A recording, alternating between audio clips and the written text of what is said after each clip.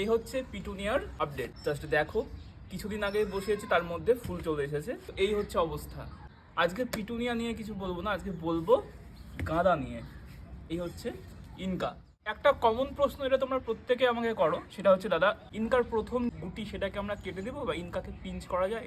দেখো, আমার গাছ কম্পিটিশনে যাচ্ছে না, আমি একটা নর্মাল সাধারণ বাগানি, আমি চাই আমার গাছে বেশি ফুল হোক, সেই দিক থেকে আমি ইনকা গাদাকে পিঞ্চ করি। মাটিগুলোকে এরকম করে হালকা করে খুঁড়ে নেব, চারিপাশের মাটি খুঁড়ে একটু গোড়ার দিকে করে দেবো, বাতাস চলাচল করে, এতে গাছগুলোর গ্রোথটা ভালো হয়। আজকে দেখো খাবার আমি গাছে প্রয়োগ করব, তো মাটি দেখো তেমন ভেজা নেই, মাটিগুলোকে একটু গোড়ার দিকে সরিয়ে দিতে হবে।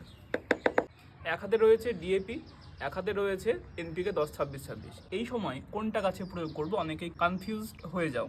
গাছে যেহেতু গুটি আসা শুরু হয়েছে, এরকম সময় ডিএপি থেকে এনপিকে 10-26-26, যেটা তোমরা বাজারে সুফলা বলে কিনো, সুফলা একটি ব্র্যান্ডের নাম, কিন্তু এটা এনপিকে 10-26-26, তো এটা এখানে বেশি প্রযোজ্য হবে। তো এটা ছোটো 8 ইঞ্চির পট, মোটামুটি এর ডাবল দানা আমরা এই 10-26-26 নেব, টবের কিনারা বরাবর দেবো।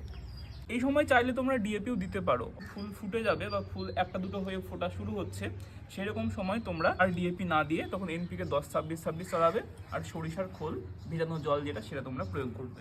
গাছকে ভালো করতে গেলে গাছকে সুস্থ রাখতে হবে। গাছ সুস্থ তখনই থাকবে যখন ঠিকঠাক পেস্টিসাইড ব্যবহার করবে।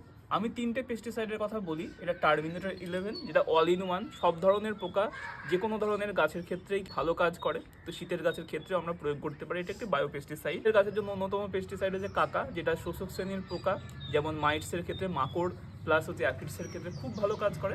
আরেকটি হচ্ছে সুপার সোনাটা, এটা গাছের যেমন বৃদ্ধি করে, ফুলও আনে, তার সাথে শ্রেণীর পোকার উপরে কিন্তু খুব ভালো কাজ করে। কেমিক্যাল পেস্টিসাইড ইউজ করতে চাও তাহলে কনফিডার আছে, এটাও কিন্তু অল ইন ওয়ান, মোটামুটি সব ধরনের পোকাকেই কন্ট্রোল করে। এই ছিল মোটামুটি গাঁদা গাছের টিপস। আজ আসি, আবার দেখা যাচ্ছে নেক্সট ভিডিওতে। Thank you.